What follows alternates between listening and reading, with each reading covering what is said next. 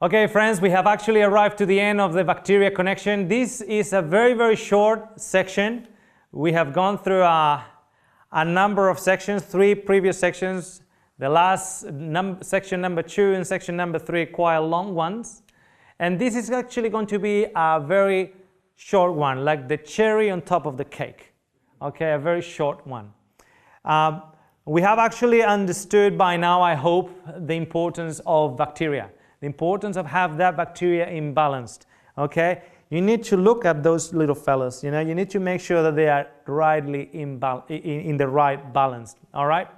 And we initially started by mentioning about how our previous cultures, they actually had a culture of culturing, okay? Did you get that? A culture of culturing.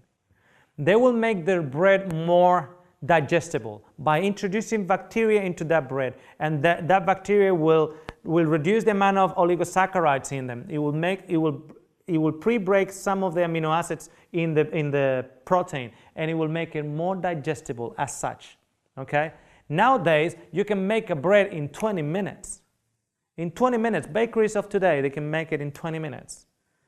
Now, that's too fast. Your digestive system has to work double to break that one down. But if you get the bacteria working for you outside of your tummy, they're already working for you, and then you just cook it and you eat it, it's going to be easier and more gentle for you to assimilate. Did you get that? Okay. Same as, for instance, when we were talking in previous lectures about the yogurt. If you drink cow's milk or goat's milk, for instance, you do have lactobacillus bacteria here. So in the process of making a yogurt, you're making it in here. But if you have not the right balance of bacteria, you are going to create fermentation. Why? Because that's exactly what the process of making yogurt is fermentation. But if you don't make the yogurt outside, you will end up making it inside. Burping, bloating, everything is in there.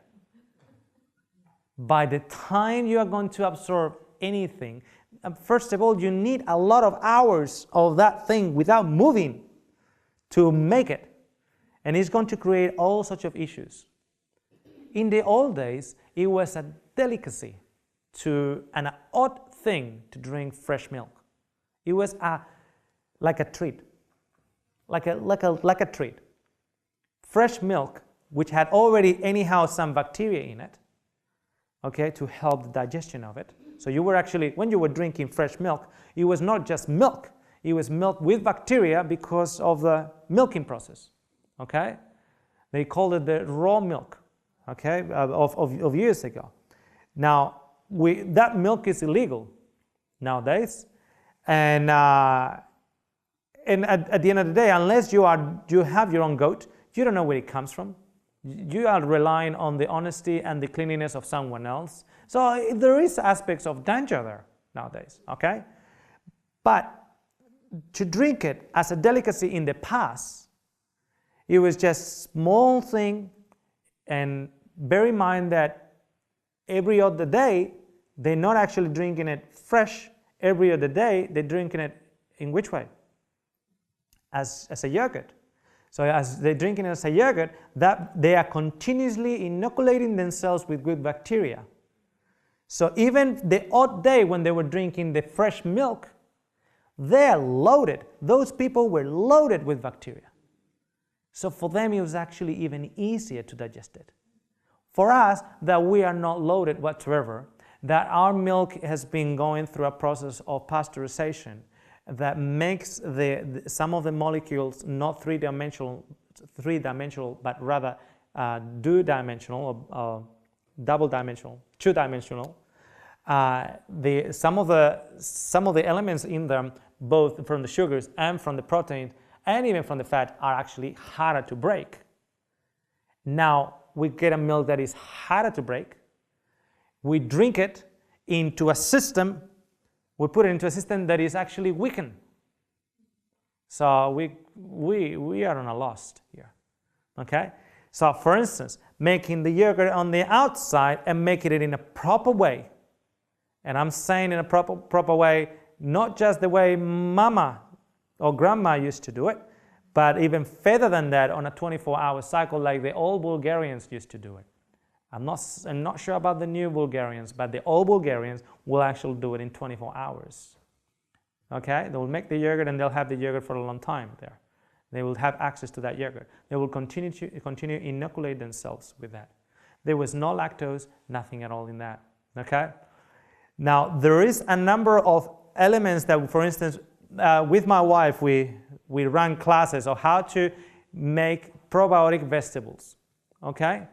And we will always start with carrot and ginger. And how to get carrot and ginger probiotic mix there. And why carrot and ginger and not cabbage?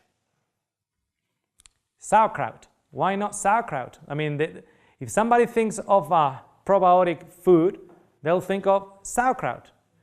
In my experience, I don't use sauerkraut if the person is showing intestinal issues and digestive issues. I start using sauerkraut later. Because one of the things that happens when the intestinal issues are shown in the person is that that person is showing signs of hyperpermeability, which is, in the urban language, is called what? Leaky gut. Okay? So some of the common denominators with leaky gut or intestinal hyperpermeability is that high sulfur items tend to tax those patients, especially the liver.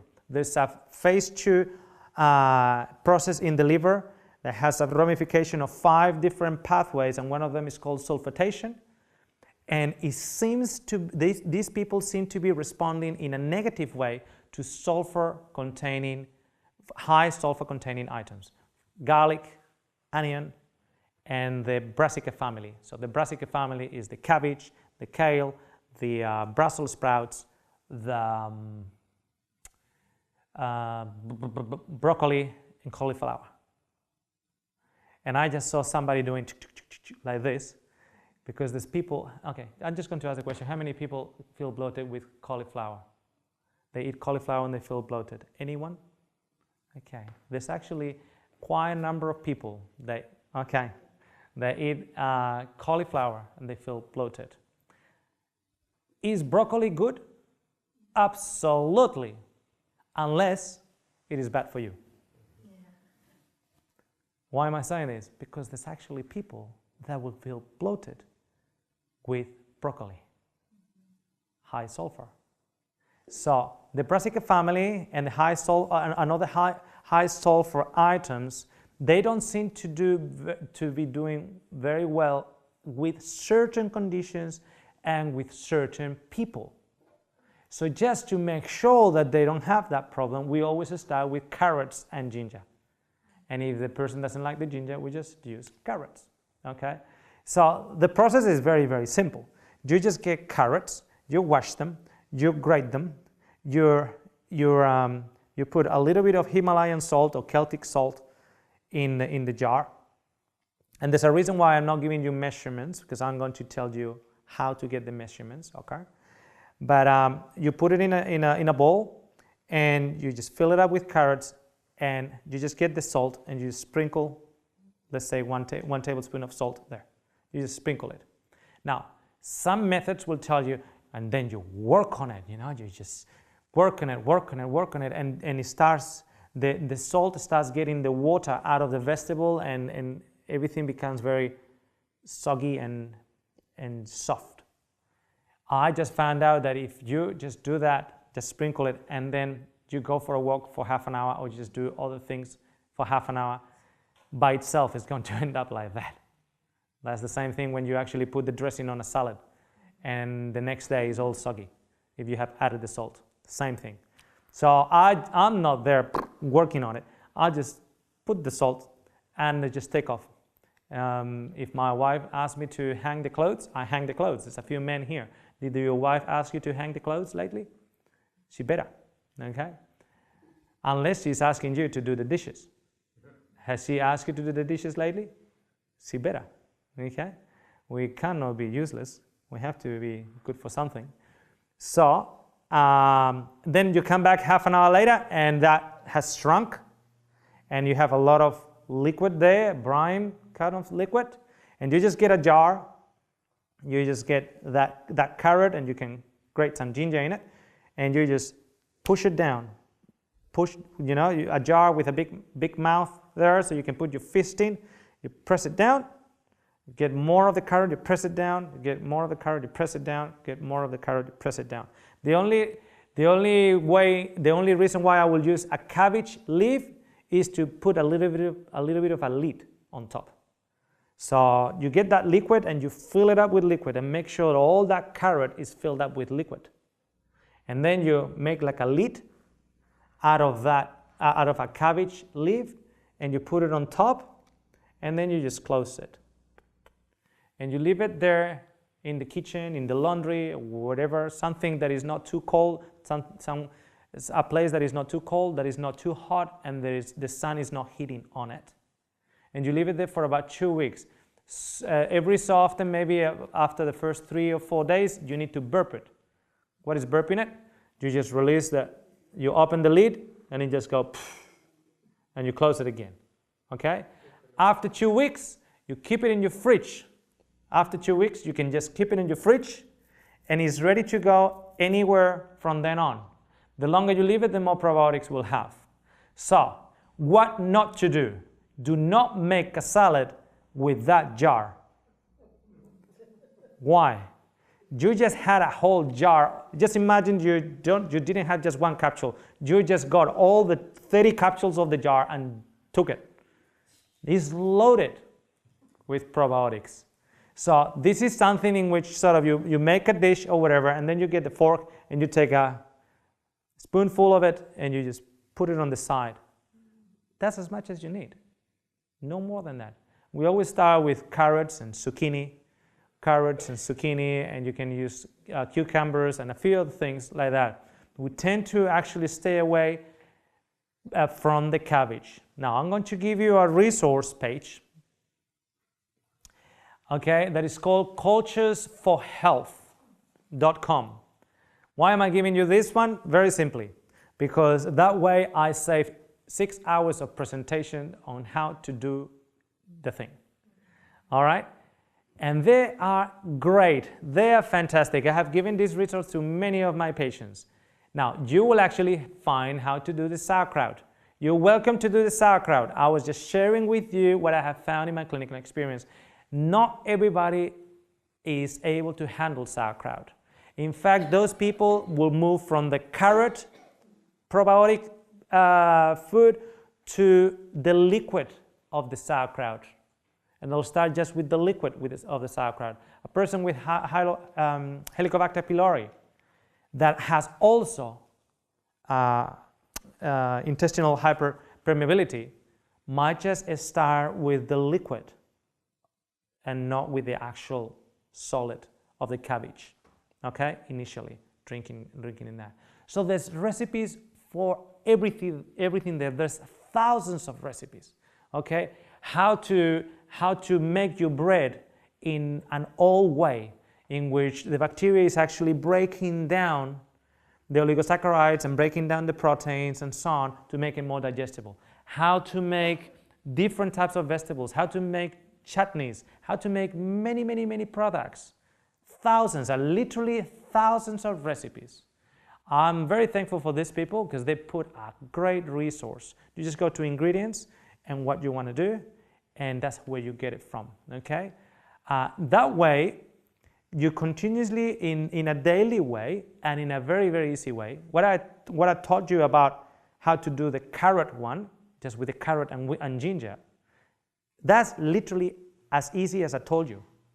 There is no more mystery. It's as easy as I told you. So you keep it there. You got a probiotic food every day. You know, you just put a little bit there for your food. Okay? And if you have different vegetables or different other products available there, that can help you with that. Okay?